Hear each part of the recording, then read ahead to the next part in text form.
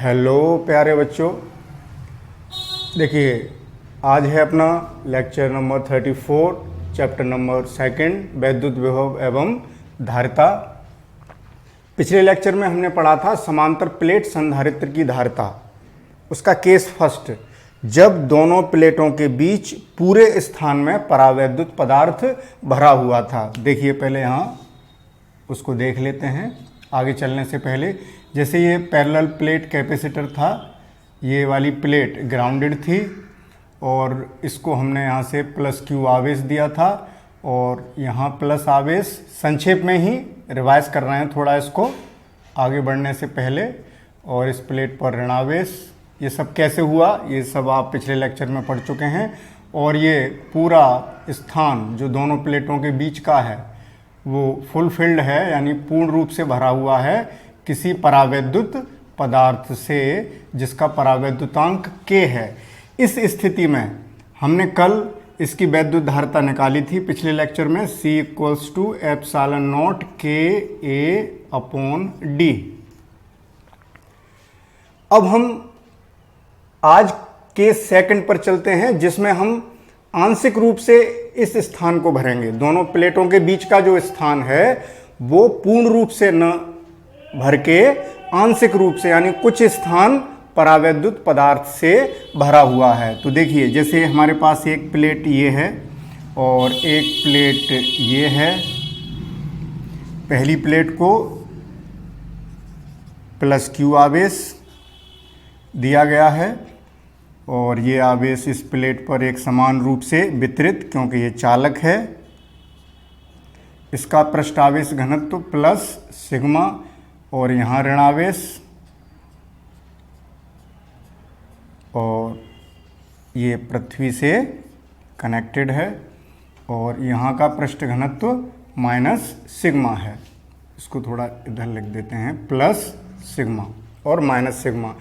अब हमने पूरे स्थान को न भर के इस स्थान में दोनों प्लेटों के बीच का जो रिक्त स्थान है उसमें हमने K परावैद्युतांक वाली किसी पदार्थ की एक पट्टी यहाँ पर रख दी, जिसकी जो विड्थ है वो कितनी है T। इसकी चौड़ाई इस पट्टी की T है, यानी T मोटाई की एक K परावैद्युतांक वाली पट्टी इसमें हमने यहाँ रख दी है।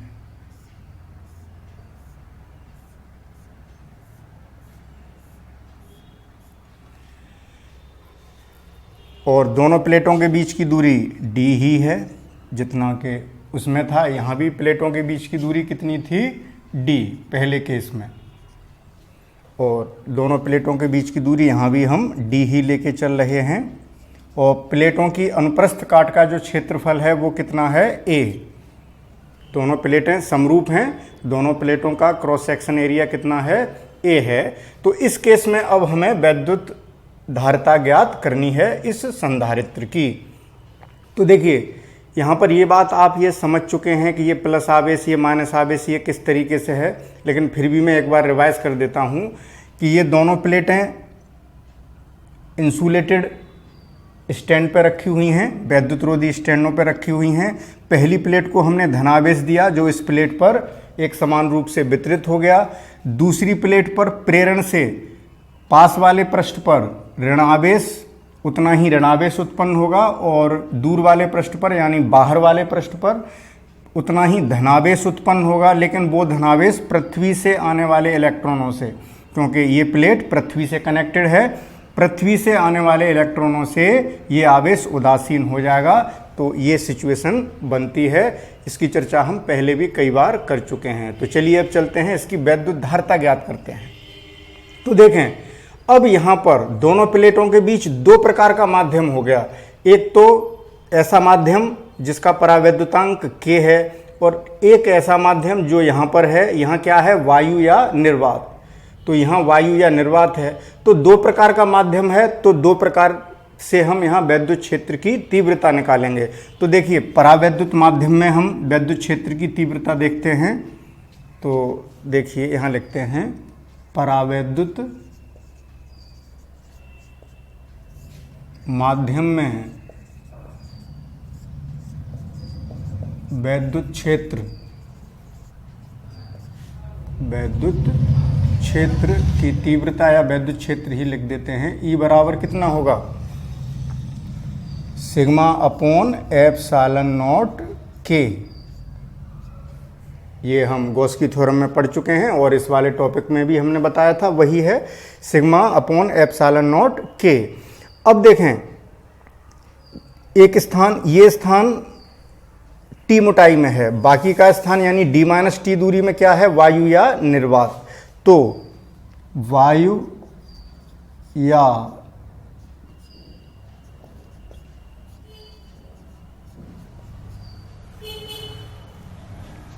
में वैद्युत क्षेत्र की तीव्रता, यहां लिखते हैं वैद्युत क्षेत्र ई नॉट मान लेते हैं, सिग्मा अपॉन एप्सिलॉन नॉट होगा, क्योंकि वायु या निर्वात के लिए के कितना होता है, 1। तो अब देखें, दोनों प्लेटों के बीच का जब विभवांतर निकालेंगे तो दो प्रकार के क्षेत्र हैं। ये वाला क्षेत्र कितने स्थान में है, कितनी दूरी में है, टी दूरी में, और वायु या निर्वात कितनी दूरी में रह गई, डी माइनस टी, यानी शेष दूरी कितनी रह गई, डी माइनस टी। यहां पर आप लोग एक बात और लिख सकते हैं, शेष माध्यम, ये परावैद्युत माध्यम में हो गया, यहां लिख सकते हैं शेष माध्यम अर्थात वायु या निर्वात में वैद्युत क्षेत्र ई नॉट इतना हो गया। अतः दोनों प्लेटों के बीच विभवांतर, दोनों प्लेटों के बीच विभवांतर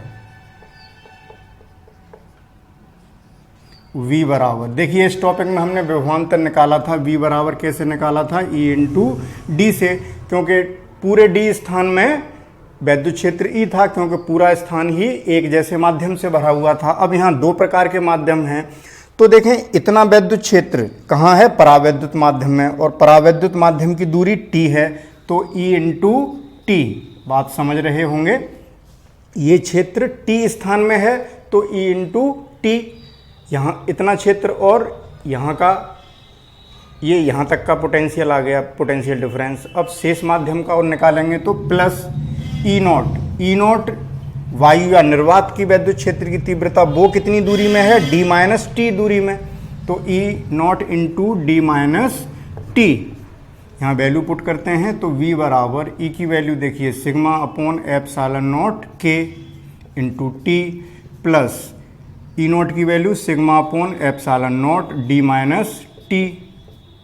sigma upon epsilon naught common ले लेते हैं तो क्या बचेगा, T upon K plus D minus T, ये V आ गया। और आप लोग ये कई बार पढ़ चुके हैं कि पृष्ठ आवेश घनत्व सिग्मा, पृष्ठ आवेश घनत्व सिग्मा बराबर Q अपॉन A, क्योंकि प्लेटों का क्षेत्रफल A है और प्लेटों पर जो चार्ज दिया गया है वो कितना दिया गया है, Q, तो पृष्ठ आवेश घनत्व आ गया Q अपॉन A। ये वैल्यू यहाँ पुट कर देते हैं तो V बराबर Q upon A epsilon not, इस टर्म को मैं पहले लिख लेता हूँ, कोई फर्क नहीं है, D minus T plus T upon के। ये आ गया पोटेंशियल डिफरेंस दोनों प्लेटों के बीच। अब हम धारिता निकाल सकते हैं, तो धारिता C समांतर प्लेट संधारित्र की, समांतर प्लेट संधारित्र की धारिता C बराबर Q अपॉन V। तो इसे हम अब हटा देते हैं, ये थोड़ा पिछले टॉपिक को रिमाइंड कराने के लिए था। तो देखिए वैल्यू पुट करते हैं, C बराबर Q अपॉन V, अपॉन में है तो V की वैल्यू पलट के लिख देते हैं, तो देखिए A एप्सिलॉन नॉट, ये नीचे वाले जो टर्म हैं वो ऊपर पहुंच गए और ऊपर वाले नीचे, upon Q D minus T plus T upon के। तो देखिए Q से Q कैंसिल आउट, तो C कितना आ गया, epsilon not A upon D minus T plus T upon के। ये कैपेसिटेंस यानी धारिता समांतर प्लेट संधारित्र की आ चुकी है जब प्लेटों के बीच आंशिक रूप से परावैद्युत पदार्थ भरा हुआ है, यानी परावैद्युत पदार्थ T दूरी में है और दोनों प्लेटों के बीच की दूरी D है। तो देखिए, उम्मीद है कि आप लोगों को ये टॉपिक समझ में आ गया होगा। तो इसका आप पहले एक स्क्रीनशॉट लीजिए, फिर आगे चलेंगे।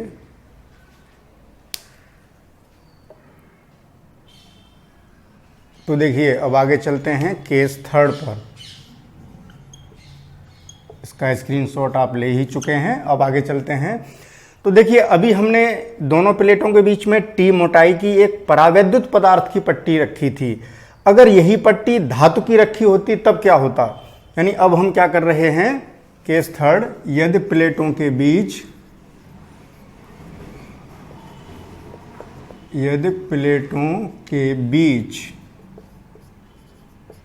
T मोटाई की धातु की पट्टी रखी हो,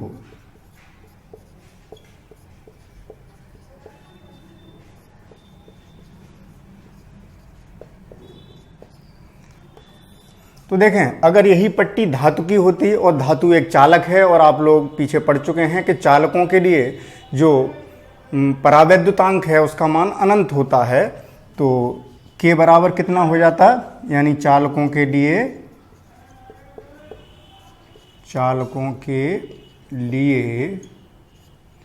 के बराबर अनंत। अतः उपर्युक्त समीकरण से आप इसको कोई इक्वेशन नंबर डाल लेना, जैसे केस फर्स्ट में जो इक्वेशन आई थी उसके बाद ये वाली इक्वेशन आप अपने हिसाब से अरेंज कर सकते हैं, के बराबर अनंत। उपर्युक्त समीकरण से, अतः उपर्युक्त समीकरण से, तो देखिए के बराबर अनंत रखेंगे तो C बराबर epsilon not A upon D minus T plus T बटे अनंत, और अनंत का जब डिवाइड करते हैं किसी संख्या में तो 0 हो जाता है, तो ये टर्म 0 हो गया, तो ये रह गया केवल। ऐसा क्यों हुआ, सिंस, यहाँ लिख देता हूँ, T अपॉन के बराबर T अपॉन इनफाइनाइट, और ये कितना हो जाएगा 0, तो ये टर्म समाप्त हुआ। तो धारिता उस केस में इतनी रह जाएगी। तो अब आगे चलते हैं केस फोर्थ पर, जिसमें हम ये बात करेंगे कि अभी हमने एक पट्टी रखी थी दोनों प्लेटों के बीच में, अब हम विभिन्न परावैद्युतांक वाली कई पट्टियां पूरे स्थान में रख देते हैं, तो क्या होगा। तो केस फोर्थ पर चलते हैं, स्क्रीनशॉट आप एक साथ ले लेना बाद में। केस फोर्थ, जब प्लेटों के बीच परावैद्युत, एक सेकंड भाई, इसे हटाते हैं।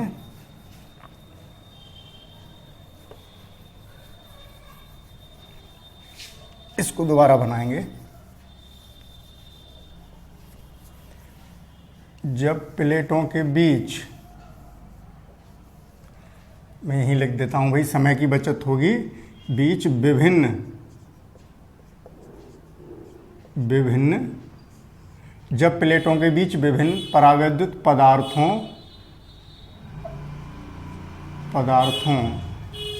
की कई पट्टियां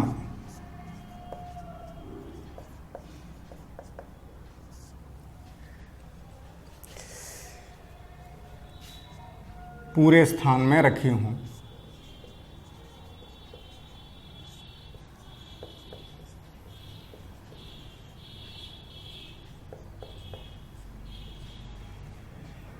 पहले ऐसा करते हैं, पूरे स्थान की बात नहीं करते, वो अगले केस में करेंगे, जब प्लेटों के बीच विभिन्न परावैद्युत पदार्थों की कई पट्टियां रखी हों।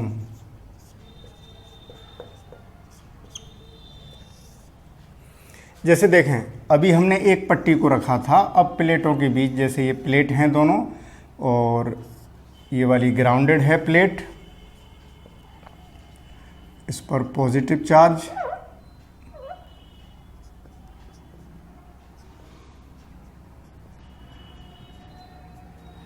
पर नेगेटिव चार्ज।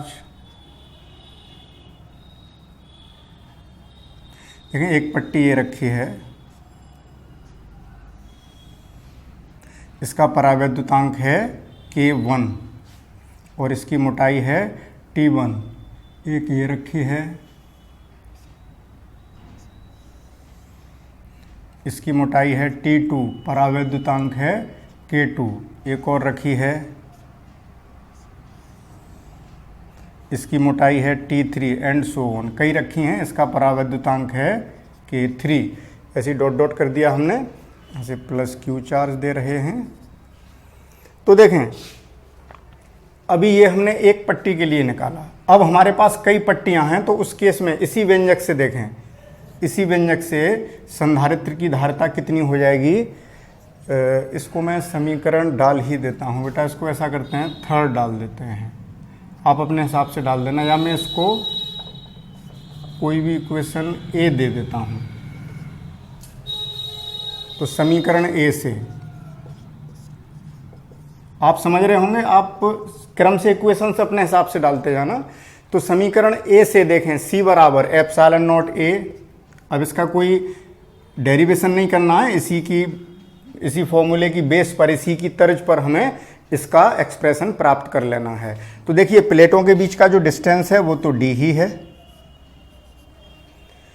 तो देखें एप्सिलॉन नॉट A ये आ गया, d ही रहेगा, लेकिन t तब एक था, अब t के स्थान पर कई पट्टियां हैं तो इन सब का सम हो जाएगा, यानी t के स्थान पर T1 plus T2 plus T3 plus जितनी भी हों 3 4 5 जितनी भी होंगी उतनी यहाँ पर हो जाएंगी, प्लस देखिए T मोटाई की पट्टी का परावैद्युतांक K है और T1 का K1 है, तो प्लस T1 बटे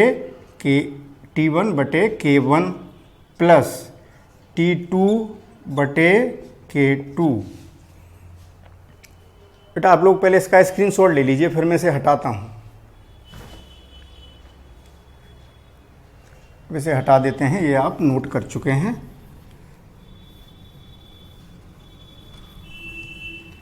तो देखिए plus T3 upon K3 plus dot dot dot, ये एक्सप्रेशन आ गया जब कई पट्टियां रखी होंगी उस केस में।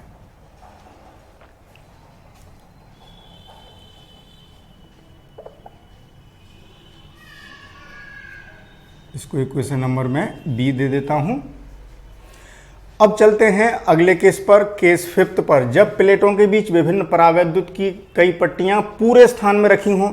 यहां देखिए कुछ स्थान में वायु भी थी, पूरा स्थान कवर नहीं किया था। अब बिल्कुल एक दूसरे से सटा के रखी हों और पूरा स्थान, यानी पूरा जो स्थान है दोनों प्लेटों के बीच का, वो कितना है, स्पेस डी है, यानी पूरा स्थान कवर हो चुका है परावैद्युत पट्टियों से। बात समझ रहे होंगे।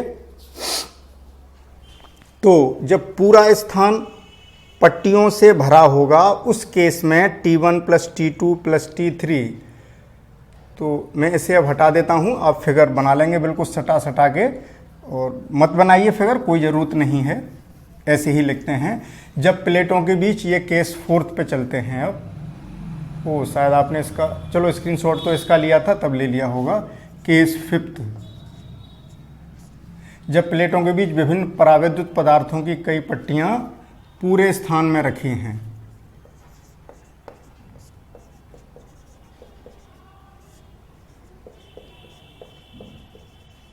यानी प्लेटों के बीच का जो पूरा स्थान है वो किसने कवर कर लिया, प्लेटों ने। तो उस केस में T1 plus T2 plus T3 plus dot dot dot बराबर D हो गया। तो यहाँ D जब रखेंगे तो समीकरण B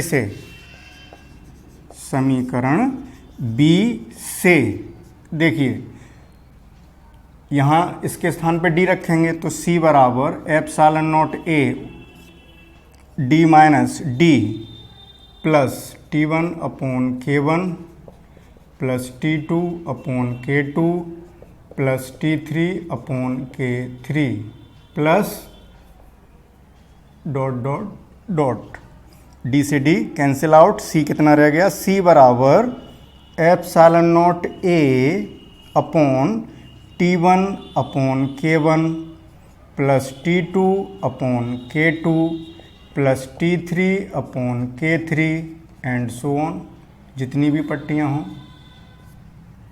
ये उस केस में है जब पूरा स्थान प्लेटों के बीच का किसने घेर रखा है, परावैद्युत पदार्थ की कई पट्टियों ने, जिनके परावैद्युतांक भी भिन्न भिन्न हैं।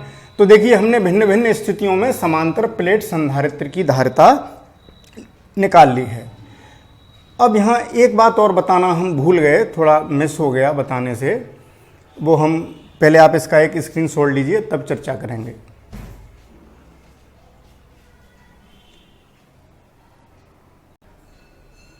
तो बच्चों अब चलते हैं अगले टॉपिक पर, समांतर प्लेट संधारित्र की धारिता को प्रभावित करने वाले कारक। ये टॉपिक मुझसे मिस हो गया था, अब पढ़ लेते हैं। अभी तो समांतर प्लेट संधारित्र ही चल रहा है, कोई प्रॉब्लम नहीं है। अरे हाँ, एक बात और, अभी मैं इसको जब इरेज कर रहा था तो मुझे एक मिस्टेक दिखाई दी थी, उसमें आप ज़रा सुधार कर लेना। अभी जो हम पीछे पढ़ा रहे थे, हेडिंग डाला था, तो वहाँ मैंने ऐसे लिख दिया था बेटा, पट्टियाँ, ये थोड़ा मिस्टेक हो गई, इस तरीके से नहीं लिखा जाएगा, पट्टियाँ ऐसे लिखा जाएगा। यानी विभिन्न, हेडिंग डाला था विभिन्न परावैद्युत पदार्थों की कई पट्टियाँ रखी हों, तो जल्दबाजी में मैंने ऐसे, ये रॉन्ग है, आप उसमें सुधार कर लेंगे। तो अब चलते हैं इस वाले टॉपिक पर कि समांतर प्लेट संधारित्र की धारिता को कौन कौन से फैक्टर हैं जो उसको प्रभावित करते हैं, यानी उसकी जो धारिता है वो किस किस पर निर्भर करती है। तो देखिए हम पिछले लेक्चर में ये निकाल चुके थे कि जब दोनों प्लेटों के बीच परावैद्युत पदार्थ भरा हो, जैसे ये प्लेट थी, एक ये प्लेट थी, ये प्लेट ग्राउंडेड थी और इस पर प्लस चार्ज। अब बार बार इसकी चर्चा नहीं करेंगे कि ये प्लस कैसे माइनस कैसे, और पूरे माध्यम में एक परावैद्युत पदार्थ भरा हुआ था जिसका परावैद्युतांक कितना था, K, और दोनों प्लेटों के बीच की दूरी D, यहाँ से हम इसको प्लस Q चार्ज दे रहे थे, और प्लेटों का जो क्रॉस सेक्शनल एरिया, अनुप्रस्थ काट का क्षेत्रफल था, वो कितना था, A था।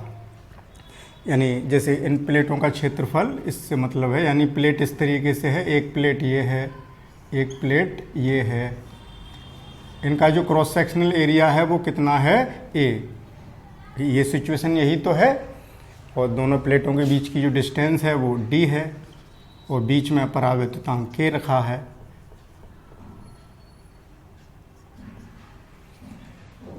तो इस स्थिति में हमने जो धारिता निकाली थी C बराबर, आप लोगों को ध्यान है, अभी भी हमने बताई थी, K epsilon not A upon D, ये व्यंजक हमने निकाला था समांतर प्लेट संधारित्र की धारिता का। तो यहाँ पर देखिए C की वैल्यू कब बढ़ेगी, किस किस पर निर्भर कर रही है, K पर, A पर, D पर। एप्सिलॉन नॉट तो कांस्टेंट है, हम किस किस को बदल सकते हैं, K को बदल सकते हैं, प्लेट्स का एरिया बदल सकते हैं, प्लेट्स के बीच की डिस्टेंस बदल सकते हैं। तो इस तरीके से इन तीन क्वांटिटीज़ पर समांतर प्लेट संधारित्र की धारिता निर्भर कर रही है। यानी पहला topic C proportional to K, क्योंकि देखिए समानुपात है, C समानुपाती है, अनुक्रमानुपाती है K के। यानी इसका अर्थ क्या हुआ, तो आप इसकी थ्योरी में लिखते चलेंगे कि दोनों प्लेटों जो समांतर प्लेट संधारित्र की धारिता दोनों प्लेटों के बीच स्थित परावैद्युत पदार्थ पर निर्भर करती है। जितने अधिक परावैद्युतांक वाले पदार्थ को भरेंगे दोनों प्लेटों के बीच, धारिता उतनी ही अधिक होगी। ये हमने पहले भी देखा था कि K गुना बढ़ जाती है, C बराबर C नॉट इंटू K, इस टॉपिक में हम निकाल चुके हैं। यानी वायु की तुलना में अगर कोई परावैद्युत पदार्थ भर दिया जाए तो उसका परावैद्युतांक जितना है उतने ही गुना धारिता उसकी बढ़ जाती है। यानी सीधी बात, परावैद्युत पदार्थ पर निर्भर करती है, यानी उसके परावैद्युतांक के अनुक्रमानुपाती होती है। जितना अधिक परावैद्युतांक का पदार्थ उतनी ही अधिक धारिता, उतना ही उस पर अधिक आवेश स्टोर कर सकते हैं। सेकंड पॉइंट, आप इस चीज़ की डिटेल लिखते चले आएंगे, मैं बोर्ड पे लिखूंगा तो भाई लेक्चर बहुत लंबा होता है, टाइम भी वेस्ट होता है, आप लोगों का डाटा भी ज़्यादा खर्च होगा। लॉन्ग वीडियो को देखेंगे, सुनिए और उसको लिखिए। तो देखें सेकंड पॉइंट किस पर निर्भर कर रहा है, एरिया ऑफ प्लेट्स पर, यानी सॉरी भाई ये बहुत गिर रहा है, इसको हटा देते हैं।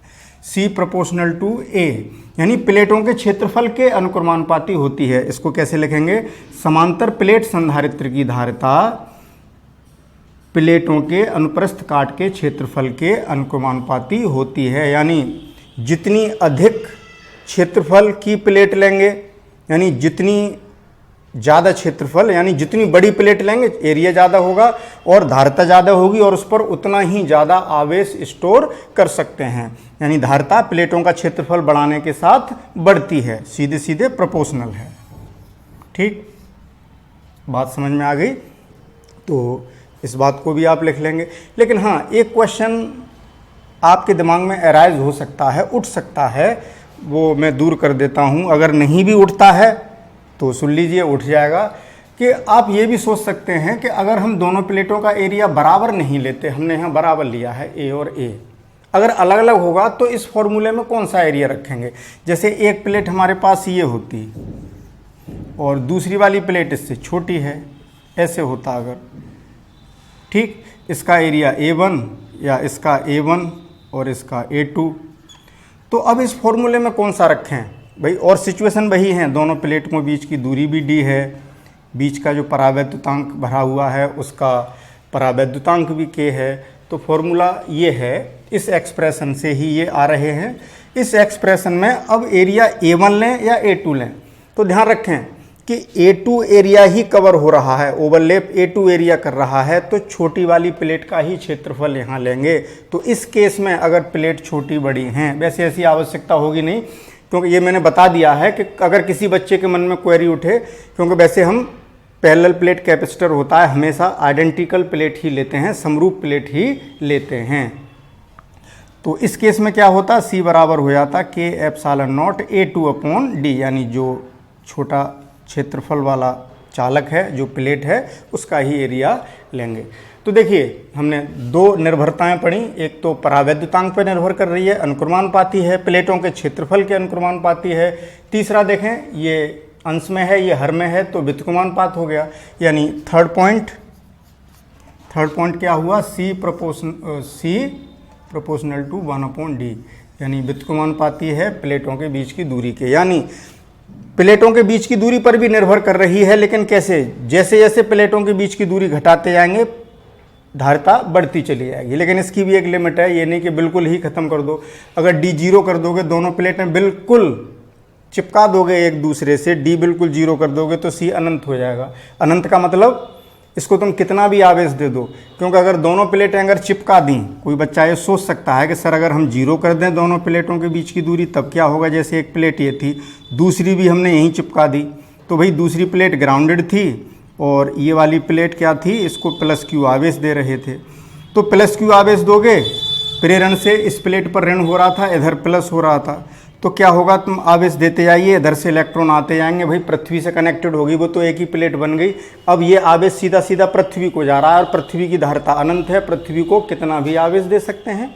अब दोनों प्लेटें एक हो चुकी हैं, तो दोनों के थ्रू आवेश सीधा पृथ्वी में जा रहा है, या ये कह सकते हैं कि पृथ्वी से आने वाले इलेक्ट्रॉनों द्वारा उदासीन होता रहेगा, कभी समाप्त ही नहीं होगा। अब ये प्रक्रिया समाप्त ही नहीं होगा, अब देते जाइए, चार्ज को देते जाइए तो अनंत हो जाएगी। तो इसका मतलब ये नहीं है कि बिल्कुल चिपका दो।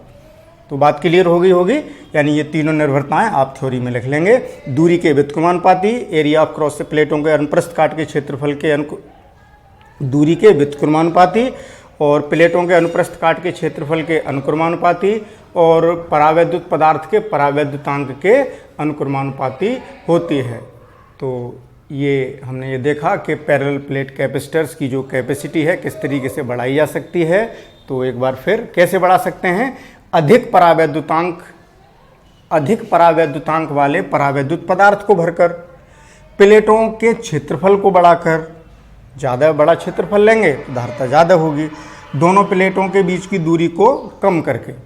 तो इस तरीके से हम समांतर प्लेट संधारित्र की धारिता बढ़ा सकते हैं, उसको प्रभावित करने वाले कारक आ गए।